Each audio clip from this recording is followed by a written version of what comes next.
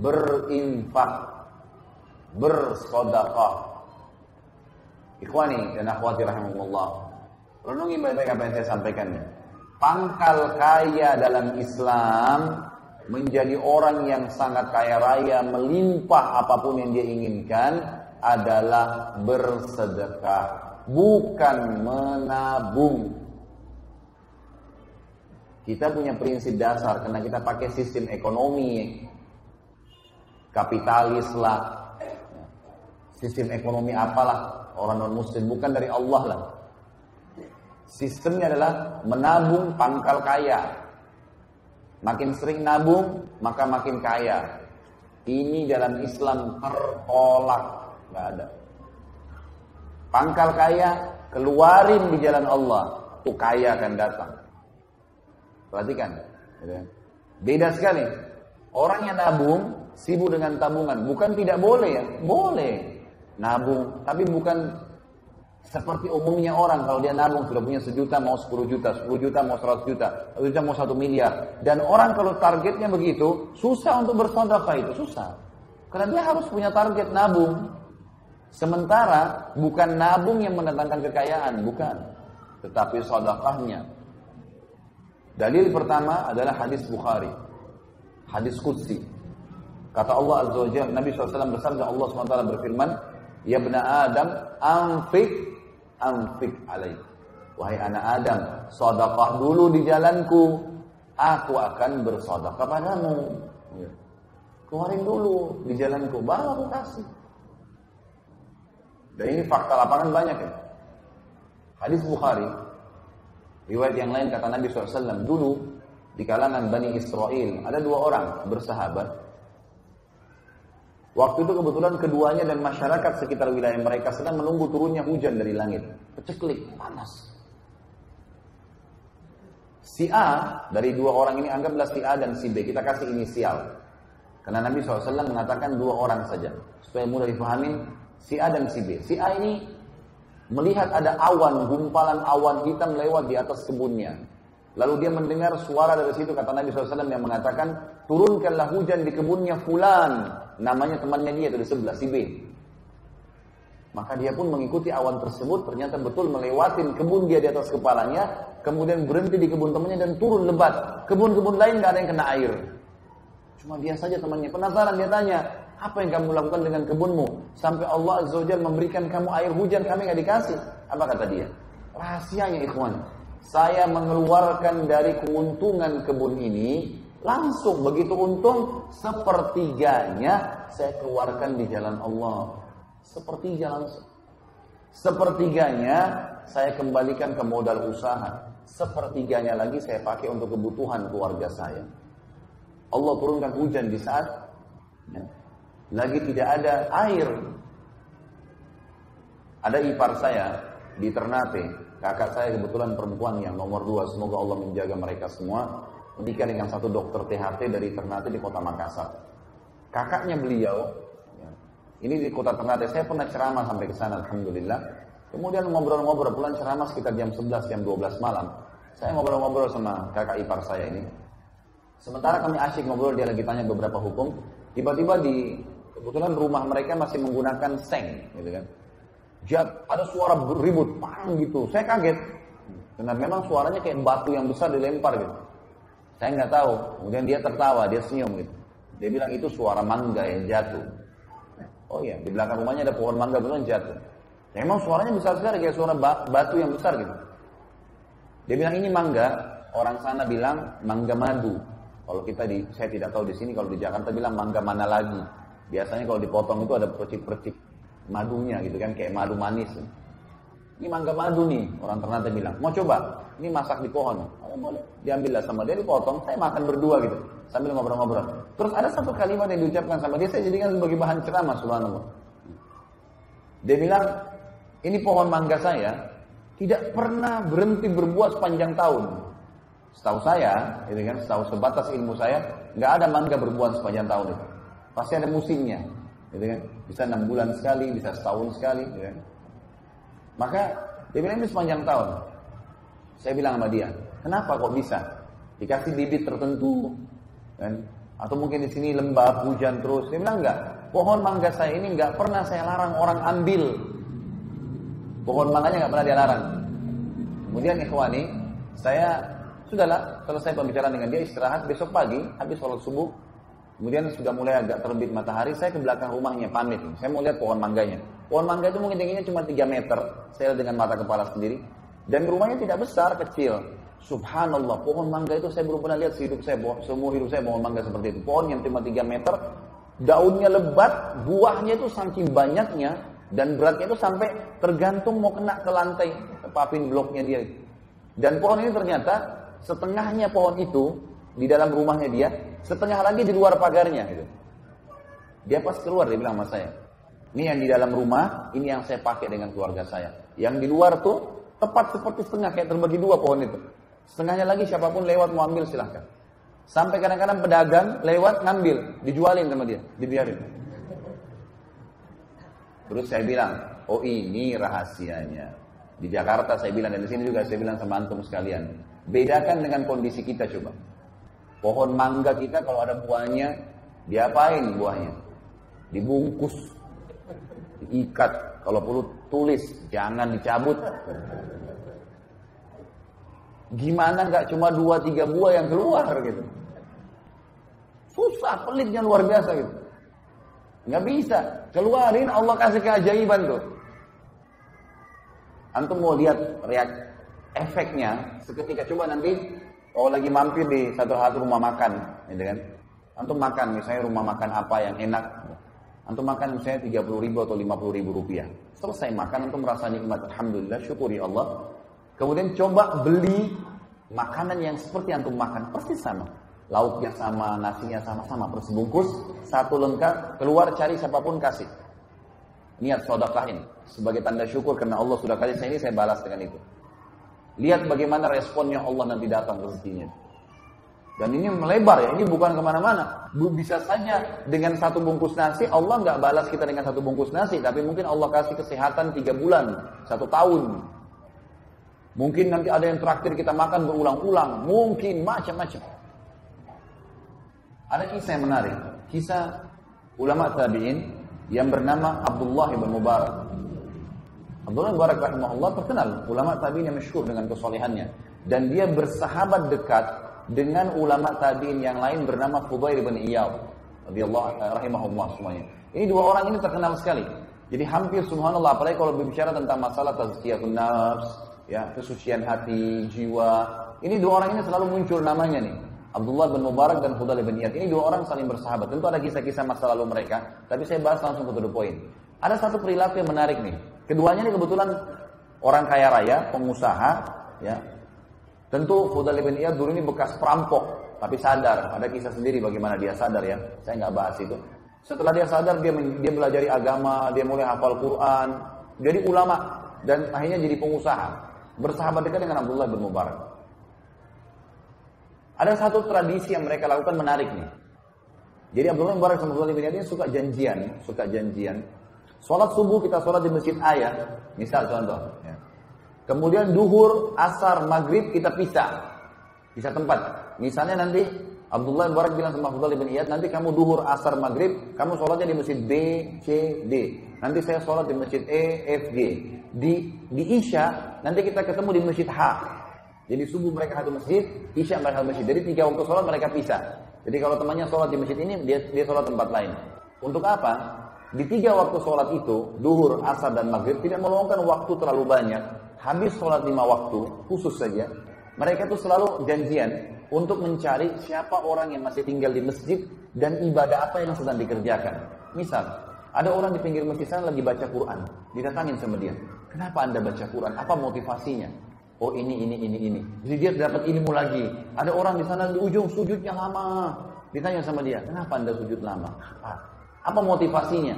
Ada yang, apa saja ibadah yang dia lihat di masjid itu saja. Kalau nggak ada ya sudah. Tapi kalau ada, duhur, asar, maghrib. Nanti Isya mereka saling sharing. Nih tadi saya ketemu ini nih, tadi saya lihat begini. Jadi tiap hari selalu dapat kisah-kisah baru gitu. Dari orang-orang yang melakukan ibadah. Untuk meningkatkan kualitas ibadah mereka. Dan ini satu perilaku yang luar biasa ya. Saya sarankan ikhwani diri saya dan juga diri antum sekalian. Tentu kalau saya bilang ikhwani, Kalau kita globalkan masuk semua akhwat ya. Jadi ini akhwatnya jangan tersinggung di atasnya. Jadi ini semuanya ya, kita harus memahami satu poin dalam ibadah, jangan stuck di satu level, tapi kualitas ibadah tingkatkan. Firman Allah Subhanahu wa taala, saya kembali ke kitab bulan Mubarak. Firman Allah Subhanahu wa taala, "A'udzubillahi minasyaitonir rajim. Innallaha la yughayyiru ma biqaumin hatta yughayyiru ma bi anfusihim." Allah tidak akan mengubah keadaan satu kaum sampai mereka mengubah diri mereka sendiri. Apa kata ulama tafsir? Ini dari buruk menjadi baik. Ini sudah umum orang tahu.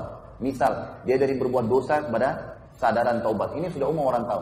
Tapi banyak orang tidak tahu, masuk dalam ayat ini, sudah baik menjadi lebih baik. Ini masuk di dalamnya. Kalau antum setelah ikut pengajian sunnah, udah paham sunnah Nabi SAW, kemudian merasa puas dengan ibadah yang sudah dikerjakan, tidak berusaha meningkatkan kualitasnya, maka antum akan stuck di situ nanti. Ikhwannya kita dianjurkan untuk meningkatkan kualitas. Selalu berusaha, jangan pernah berhenti menuntut ilmu, jangan pernah berhenti untuk minta dinasihatin, jangan pernah berhenti untuk selalu meningkatkan apapun yang kita kerjakan. Kalau kita biasa sedekah Rp1.000, sekarang kita sedekah Rp2.000. Kalau kita biasa Rp2.000, kita tingkatkan Rp5.000. Kalau sekarang kita terima zakat, tahun depan bagaimana saya mengeluarkan zakat. Selalu beda orang yang punya target dan dia sudah mulai melangkah, Allah akan mudahin tuh. Yang penting dia ubah dulu, dia mulai dulu. Seperti bola salju. Saya kayaknya sadar ini Ustaz umur 35 tahun, 40 tahun. Susah saya hafal Quran. Nggak bisa, jangan bilang begitu. Tidak ada kata terlambat. Mulai dulu, coba dulu. Kita belum coba sudah berhenti, sudah putus asa. Enggak, itu syaitan. Harus begitu. Begini rasionalnya, kalau ada dua orang pegawai, si A dan si B, dua-duanya diterima kerja di satu perusahaan. Dengan gaji tertentu, dengan jam kerja yang sama, juga dengan pekerjaan yang sama misalnya. Bedakan antara orang punya target dengan tidak. Orang yang tidak punya target, ikhwan. Orang yang tidak punya target. Misal si A, dia nggak punya target. Jadi pegawai gaji 2 juta, udah dapat fasilitas sebagai pegawai baju seragam. Udah, dia bilang cukup deh saya begini. Itu nggak salah. Nggak salah dia. Tetapi beda dia dengan si B. Ini si A tadi ya. Ini si B lain. Si B ini begitu masuk di perusahaan, langsung dia petakan perusahaan itu. Jabatan-jabatan yang ada di situ, jenjang-jenjang karirnya, apa saja syaratnya, fasilitasnya apa, dan dia target mencari yang tertinggi. Maka kita temukan nanti si B ini dan si A 10 tahun kemudian, si A tetap dalam kondisi kerjaannya sampai rambutnya sudah ubanan semua, pensiun itu cuman bekerja di situ saja, nggak naik levelnya. Kita temukan si B 10 tahun kemudian sudah jadi direktur perusahaan. Nah, dia punya target.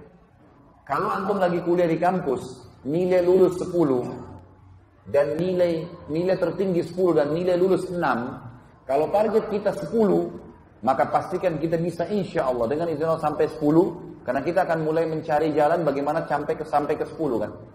Kita akan sampai ke 10 atau minimal dekat dengannya 9 atau 8. Kalau kita targetnya 6, nilai pas lulus, maka yang terjadi kita bisa 6 atau di bawahnya, bisa nggak lulus.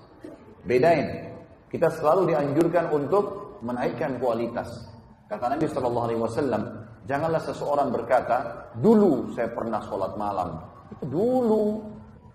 Dulu saya waktu umur 17 tahun pernah sholat malam selama setahun. Dulu, gak usah khawatir, tercatat, aman. Allah sudah siapkan sekretaris tanpa digaji di pundak kanan kita. Nyatat semua. Gak pakai disuruh, dicatat sama dia. Sampai detail-detailnya dicatat. Menghayalnya pun dicatat. Gak dibayar, gak diapa, gak ada apa-apa. Tapi sekarang, besok, lusa, karena tiap hari punya buku lembaran amal nih. Maka harus dipikirin tuh, masalah kualitasnya. Inilah yang dilakukan oleh Abdullah bin Mubarak dengan Fudail bin Iyad. Ringkas cerita ikhwani, Abdullah bin Mubarak satu waktu pergi umrah ke Mekah. Sahabatnya Fudail bin Iyad tinggal di Irak. Mereka tinggal di Irak. Waktu tiba di Mekah, kata Abdullah bin Mubarak, saya masuk ke Mekah. Begitu saya mau tawaf, pakai baju ihram, saya lihat di dalam sekitar Ka'bah, masyarakat Mekah lagi pada ngumpul. Dan pada saat mereka lagi pada ngumpul, rupanya imamnya Masjid Haram dan juga gubernurnya Mekah pada saat itu mengumpulkan masyarakat untuk sholat istisqa. Karena menurut Abdullah bin Mubarak, dalam sejarah sampai di harinya beliau, belum pernah terjadi air di Mekah kering sampai sumur Zam-Zam pun hampir kering pada saat itu. Kecuali pada saat itu. Maka dia bilang, semuanya diajak sholat. Saya pun ikut sholat istisqa. Begitu selesai sholat, imamnya balik ke hadap ke makmum seperti sunnah Nabi SAW, mengingatkan mereka tentang masalah dosa, taubat, agar kembali kepada Allah Azza wa Jalla. Diingatkanlah seperti itu. Maka pada saat dia bilang sementara diingatkan, biasanya kalau doa dan sholat kita diterima, maka minimal mendung, minimal. Panasnya kurang, maksimal turun hujan langsung setelah istisqa. Gitu. Tapi di situ dia bilang, saya tidak lihat ada tanda-tanda itu. Tetap terik matahari, panas. Dia bilang, tiba-tiba mata saya melihat ke salah satu sudut pintu Masjid Haram. Di sana ada satu orang yang masuk, kulitnya hitam pekat, bajunya kumuh biasa sekali. Imamahnya sudah tua, sudah lusuh. Masuk mencari salah satu sudut Ka'bah yang tidak ada orang sholat di situ. Jadi misal kita ibaratkan, maaf, HP ini Ka'bah, maka misalnya ada sisi di sekitar sini, ya, yang orang sholat, dia cari sudut yang tidak ada orang, supaya tidak ketahuan gitu. Karena waktu itu jumlah masyarakat masih sedikit. Kata Mubarak, saya lihat orang itu, perhatikan dia masuk, kemudian dia sholat di salah satu sudut Ka'bah. Lalu mulailah dia hadap kiblat, dia bertakbir. Kata Abdullah Mubarak, jangan tanyakan bagaimana indahnya sholatnya orang itu. Dari takbir Allahu Akbar, tenang, tumaknina luar biasa. Baca tenang, ruku Allahu Akbar, tenang, dinikmatin semua gerakannya. Karena memang setiap gerakan dan bacaan berpahala, ikhwan. Kemudian sami Allahu liman hamidah, sampai salam indah. Kata Abu Barak, saya belum pernah lihat ada orang sholat seindah itu. Luar biasa. Dan kemudian Abu Barak bilang, saya dekatin. Tapi orang itu tidak tahu lagi didekatin dari belakang. Tiba-tiba orang ini selesai salam, mengangkat tangan ke langit sambil mengatakan, aqsamtu bika rabbi an tunazzil alaihim matara. Aku bersumpah atas namamu wahai Tuhanku, turunkanlah hujan untuk mereka tuh yang lagi sholat istisqa.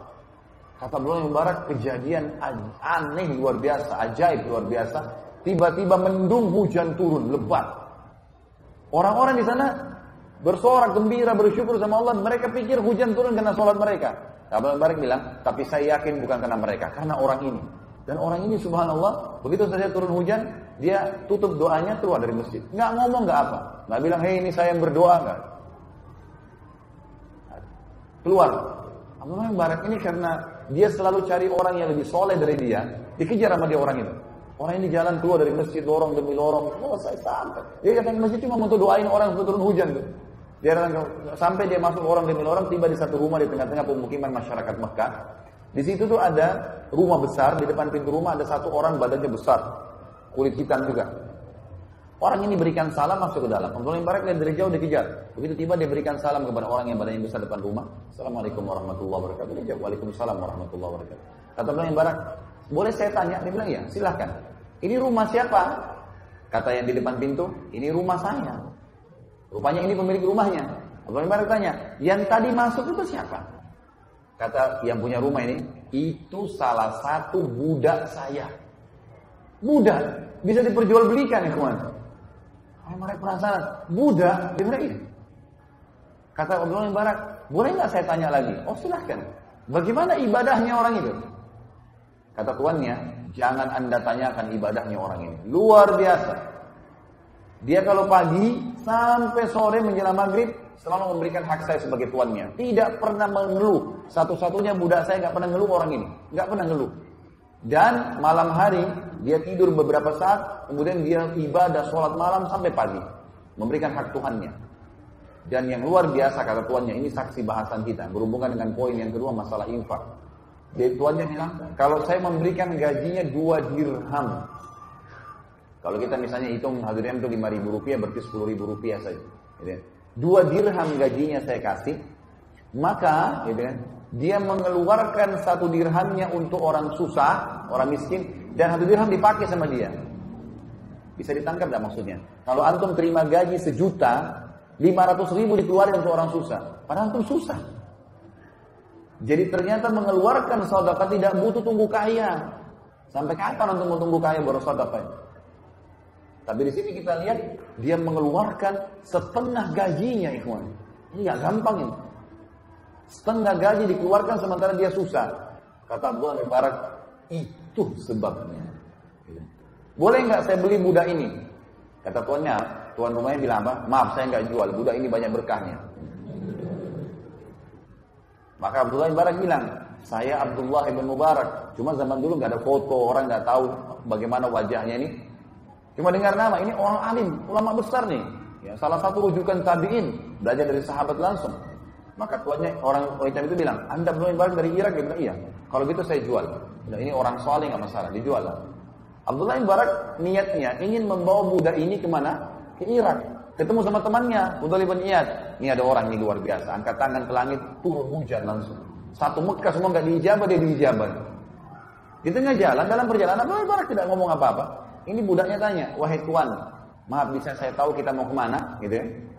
Maka Abdullah bin Mubarak bilang, mulai sekarang jangan kau panggil saya tuan, karena kau tuan saya. Kata budak itu, kenapa Anda bilang begitu? Abdullah bin Mubarak di sini mengakui kekeliruan kecilnya. Dia bilang, saya menceritakan kepada dia, ya, dan saya menyesal kenapa saya ceritakan. Dia bilang, saya mengatakan tadi waktu lagi sholat istisqa di Masjid Haram, saya ikut sholat. Dan saya melihat tidak ada tanda-tanda diterimanya sholat kami. Dan saya melihat Anda masuk pada saat itu di masjid. Saya lihat Anda sholat dan saya tahu Anda berdoa kepada Allah. Dan saya yakin hujan turun karena doa Anda. Budak ini waktu dengar kalimat tersebut mengatakan, apakah Anda melihat itu Tuhan? Dia bilang iya. Kata budak ini apa? Bisa Anda izinkan saya sholat 2 rakaat? Kata Mubarak, silahkan. Dengar sholat ini pasti bagus nih. Maka yang terjadi budak itu pun kata Mubarak berwudu, wudunya sangat luar biasa, tenang, sempurna semua anggota tubuhnya. Terus hadap kiblat sholat, dia bilang jangan tanyakan indahnya sholatnya, sama persis dengan waktu di haram masjid tadi. Takbirnya tenang, rukuknya tenang, dia tidak seperti tidak ada orang di sebelahnya. Sholat sampai selesai haknya dikasih. Begitu selesai salam, dia mengucapkan satu kalimat, dia mengatakan Al-ana ya Rabb, artinya sekarang wahai Tuhanku. Tiba-tiba apa ya ikhwani? Mati orang itu. Meninggal. Budak ini mati. Ini kisah nyata. Ini akan dipindahin dulu. Meninggal orang ini. Abdullah bin Mubarak periksa, cek, meninggal. Dan cuma berdua di jalan, di padang pasir. Maka Abdullah bin Mubarak mengatakan, saya pun mengurus jenazahnya. Saya mandikan semampunya, saya kafani semampunya, saya kuburkan di situ, lalu saya tinggalkan. Saya pun menuju ke Irak, lalu saya bilang sama sahabat saya, Fudail bin Iyad, wahai Fudail, demi Allah saya bertemu dengan seseorang di Mekah yang kau sama saya tidak ada apa-apanya ibadahnya.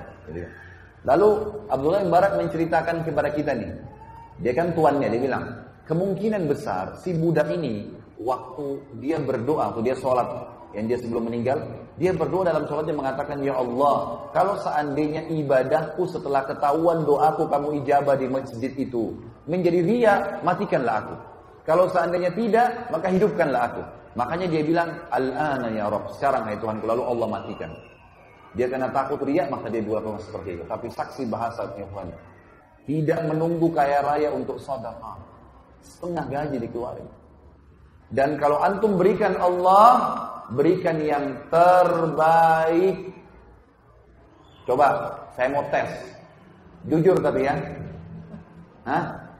Kalau celengan masjid lewat, antum punya 1000 baru, 1000 tua, yang mana dimasukin? Hah? Senyum-senyum aja nih, gak ada yang nyaut.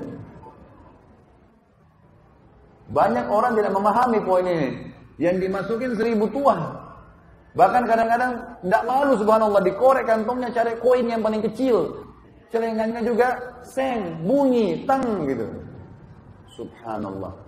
1000 tua yang antum taruh ini, minta sama Allah Pak, kesehatan, kekuatan, keturunan, selamat dari neraka, masuk dalam surga, rewel. Dengan 1000 tua. Bagaimana bisa? 1000 baru masukkan. 1000 tua pakai belanja di luar sana. Karena itu harta antum yang sebenarnya itu. Kata Nabi SAW dalam hadis Bukhari Muslim, hartamu yang sebenarnya, yang kau infakkan di jalan Allah. Karena itu Allah akan pelihara itu. Dalam hadis Bukhari yang dikatakan, Allah memelihara sedekah seseorang dan kalian seperti menanam sebuah pohon di sebelah arsy-Nya. Gitu kan? Sehingga menjadi tumbuh menjadi pohon yang besar dan memiliki ranting-ranting dan buah yang banyak. Jadi kita akan panen pahala yang besar. Yang hartamu yang bukan sebenarnya yang kau habiskan untuk makanan, minuman, dan pakaianmu. Itu hadis sahih. Jadi banyak manusia yang nggak sadar. Kalau antum lihat orang fakir miskin ikhwani, dan mereka lewat, ya, beda pahalanya. Kalau kita sebelum diminta sudah memberi, dengan kalau diminta baru kita beri, beda. Beda pahalanya orang sebelum tidur niat sholat malam, dengan orang kebetulan bangun mau sholat malam. Sama-sama dapat pahala tapi beda. Punya nilai plus. Perlu difahamin poin ini. Ini penting sekali, ikhwan. Berikan yang terbaik untuk Allah Subhanahu wa taala. Kita lagi buka dompet. Ada orang fakir miskin lewat, ada 5.000, ada 50.000, ada 100.000. Yang mana syaitan bisikin supaya antum kasih? 5.000. Itu pun 5.000 dikatakan masih besar. Coba cari di kantong kamu mungkin ada 1.000 yang kelipat. Ambil 100.000 keluarin. Kasih fakir miskin. Itu kata kuncinya. Ikhwani, hadir majlis ilmu seperti ini tujuannya mengubah keadaan. Ini bukan testimoni, tes hadir. Atau seremoni ngeramaikan, bukan. Antum keluar di sana, berubah. Praktikin ilmu. Ini bukan cuma dongeng kita duduk di sini di masjid, cerita-cerita kosong, enggak. Semua kisah nyata yang saya sampaikan ikhwani masukkan dalam hati. Praktikin. Harus begitu. Baru bisa tuh, ilmu itu tidak bisa cuma sekedar dicatat, cuma sekedar oh iya, dengar bagus ya kisahnya, enggak. Antum buat apa dengan ilmu itu? Karena kisah-kisah ini ternukil kepada kita, ikhwani, Allah SWT jaga supaya kita contohi, supaya kita praktekin. Mulai sekarang sedekah yang terbaik, keluarkan. Jangan tunggu kaya raya. Kalau orang kaya cuma keluarin, subhanallah, kadang-kadang saya tegur jemaah saya di Jakarta. Di lampu merah Jakarta biasa ada orang minta tuh. Ada fakir miskin susah, bajunya sudah rusak, kesian kotor, ya Allah, sudah luar biasa. Itu mobilnya mewah. Begitu ketok-ketok kaca, dibuka sedikit kacanya. Dikeluarin jarinya, yang keluar koin 500 rupiah. La ilaha illallah. Mobil mewah, cerminnya lagi ditutup, sudah buka, gak mau lihat orang susah itu. Buka cermin antum tuh. Ambil uang 5.000, 10.000, kasih ke tangannya dia. Kalau sesama jenis, salaman sama dia, ikhwan. Jangan sampai masukkan dalam hati. Siapa dalam kesombongan, siapa dalam hatinya ada sifat sombong seperti biji sawi, tidak akan cium bau surga. Kata Nabi SAW dalam hadis Bukhari yang lain, innama turzaquna li fuqara'ikum. Kalian dikasih rezeki justru karena orang-orang susah kalian tuh. Mereka-mereka itu. Ibnu Abbas kalau nggak mendapatkan, ada yang datang minta-minta ke rumahnya, beliau keluar radhiyallahu anhu cari orang lalu dikasih. Gak ada orang yang gemar bersedekah itu kemudian miskin, gak ada. Saya menceritakan ayah saya pribadi di kota Makassar. Semoga Allah menjaga beliau sekarang masih hidup, alhamdulillah. Dan beliau tidak hadir. Dan ini bukan masalah riya, tapi saya mengambil pelajaran. Ayah saya punya satu tradisi, ikhwani, yang saya terharu betul, luar biasa gitu. Di kota Makassar dari sudah lama, ini sudah hitungan tahunan. Saya sudah tidak tahu berapa puluh tahun dijalankan oleh beliau. Umurnya sekarang sudah 80 tahunan gitu. Beliau selalu setiap pagi habis sholat duha jam 8:30, jam 9 keluar. Kadang-kadang beliau bawa mobil sendiri atau memang ada yang temanin, ada sekretarisnya yang temanin gitu, kayak dari yayasan di Makassar. Itu subhanallah beliau keliling satu kota Makassar tuh. Ada tempat-tempat tertentu yang didatangi oleh beliau itu orang-orang kusta. Banyak sekali jumlahnya. Di tempat mereka kumpul. Lalu ayah saya datang dan yang dikeluarkan selalu diminta dari bank uang-uang yang baru. Memang tidak besar, uang 2.000, uang 5.000, uang 10.000, uang 20.000, tapi uang baru. Kemudian ayah saya punya satu hal yang sering beliau lakukan, itu beliau selalu taruh minyak wangi di tangannya, pakai minyak wangi jadi wangi. Jadi uang ini kalau disentuh jadi wangi gitu. Dikasih ke orang-orang fakir miskin ini. Saya sampai syuting gitu. Setiap dikasih dalam bahasa-bahasa Makassar biasa disebutkan gitu kan. Dia berdoa, semoga nanti Pak Haji dipanjangin umurnya, semoga nanti banyak rezekinya, selalu. Kalau saya hitung ikhwani, kalau saya hitung pribadi ya, itu beliau keluarkan satu hari bisa tidak kurang dari 700 sampai 1 juta rupiah. Itu selalu dikurangin. Padahal keadaan ekonomi bukan seorang miliarder, bukan. Tapi subhanallah sampai sekarang, saudara-saudaranya beliau, paman-paman kandung saya sendiri, itu yang dulunya kaya raya sekarang malah jatuh semua. Ayah saya tidak punya kerjaan, beliau dulu di pesantren di Makassar gitu kan. Itu subhanallah malah terus, tidak pernah berhenti rezekinya. Sedekahnya terus berjalan tuh. Kenapa?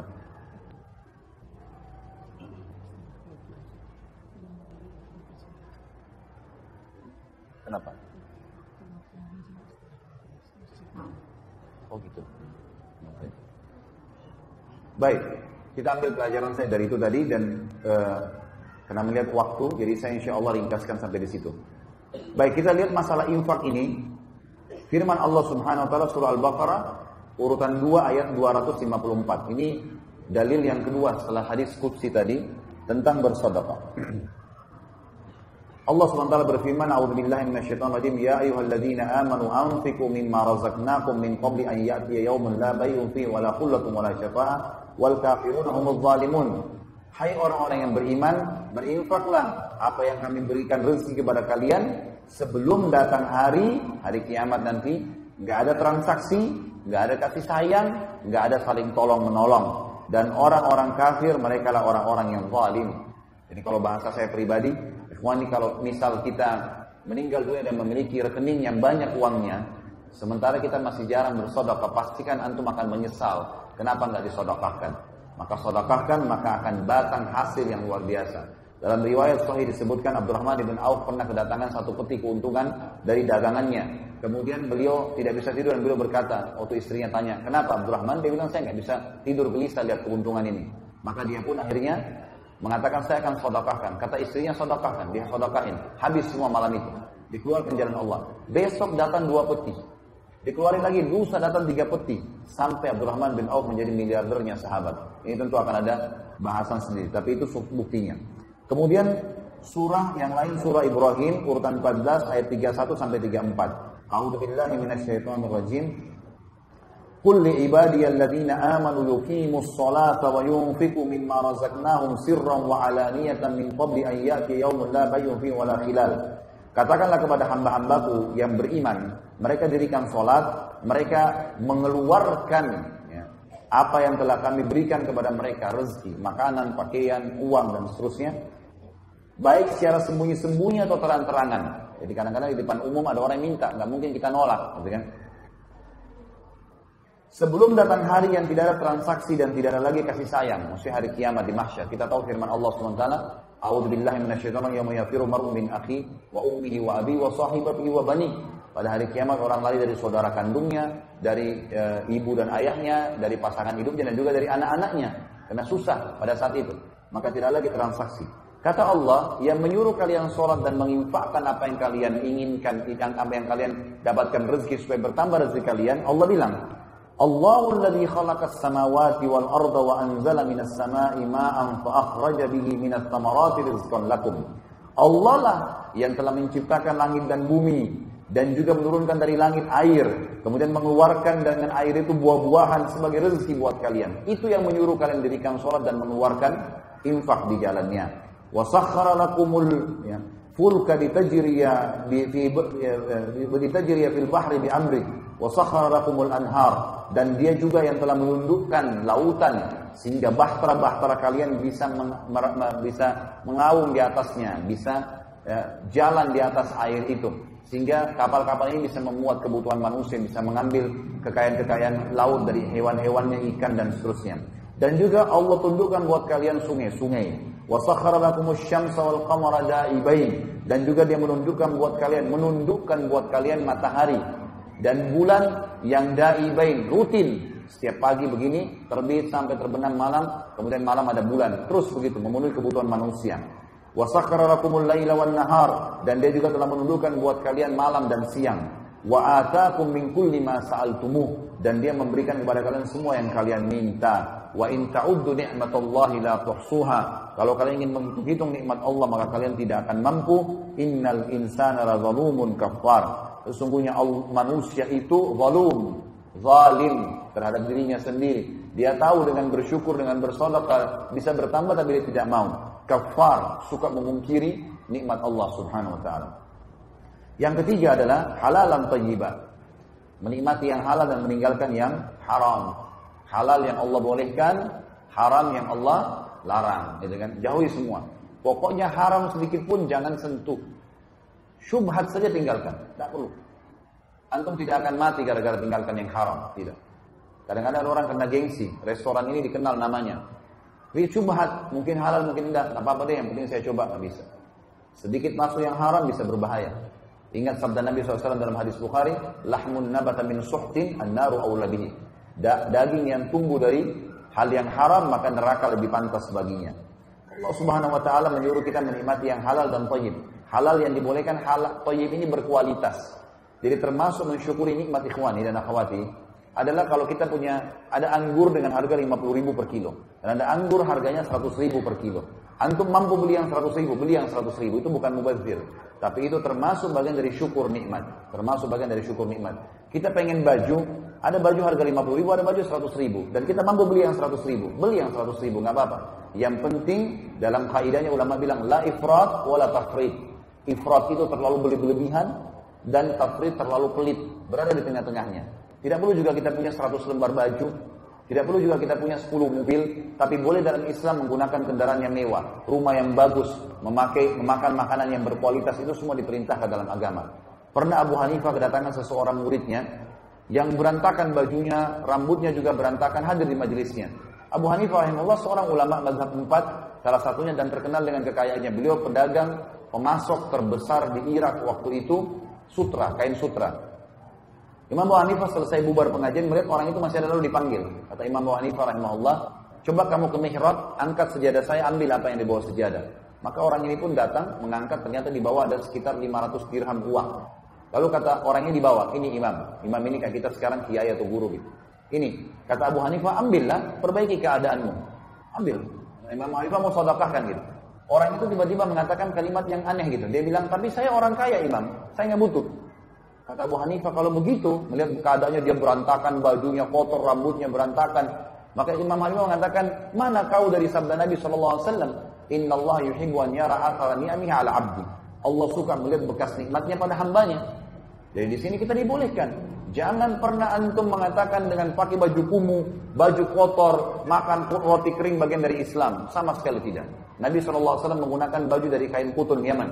Nabi SAW memiliki kuda yang terbaik. Nabi SAW suka menjaga kebersihan dan wangi badannya, pakaiannya dan seterusnya. Gitu ya. Tapi Nabi SAW tidak berlebih-lebihan. Tidak berlebih-lebihan. Allah SWT mengatakan tentang masalah ini dalam surah Al-Ma'idah urutan 5 ayat 87 sampai 88. A'udzu billahi minasyaitonir rajim. Ya ayyuhalladzina amanu la tuharrimu thayyibati ma ahallallahu lakum wa la ta'tadu. Hai orang-orang yang beriman, jangan kalian haramkan kebaikan-kebaikan. Maksudnya gara-gara mau perhitungan akhirnya tidak mau beli makanan yang lebih enak. Enggak boleh, asal jangan beli berlebihan, jangan mubazir, gitu kan? Jangan kalian haramkan kebaikan-kebaikan yang telah Allah halalkan buat kalian dan jangan ta'tadu, jangan beli berlebihan. Innallaha la yuhibbul mu'tadin. Allah tidak suka dengan yang berlebihan. Wa kulu mimma razaqakumullahu halalan thayyiba. Makan, minum, nikmatin apa yang telah Allah siapkan sebagai rezeki yang halal, yang boleh dan thayyiba, yang berkualitas. Wattaqullaha alladzi antum bihi mu'minun. Bertakwalah kepada Allah yang kalian kepadanya beriman. Dalam surah An-Nahl urutan 16 ayat 114. Allah SWT juga berfirman, A'udzubillahi minasyaitonir rajim, faqulu mimma razaqakumullahu halalan thayyiban washkuru ni'matallahi in kuntum iyyahu ta'budun. Makanlah dan minumlah apa yang telah Allah jadikan sebagai rezeki kalian yang halal, yang dibolehkan saja dan thayyibah serta yang berkualitas, dan bersyukurlah, syukuri nikmat-nikmat Allah itu kalau kalian kepadanya menyembah.